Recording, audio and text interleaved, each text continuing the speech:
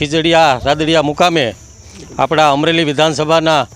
ધારાસભ્ય અને ગુજરાત વિધાનસભાના નાયબ મુખ્ય દંડક એવા કૌશિકભાઈ વેકરિયાના 39મા જન્મદિવસ નિમિત્તે વૃક્ષારોપણનો કાર્યક્રમ રાખ્યો છે।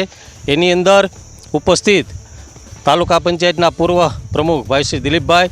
તાલુકા પંચાયતના પૂર્વ ઉપપ્રમુખ ભાઈ શ્રી વનરાજભાઈ તેમજ સમસ્ત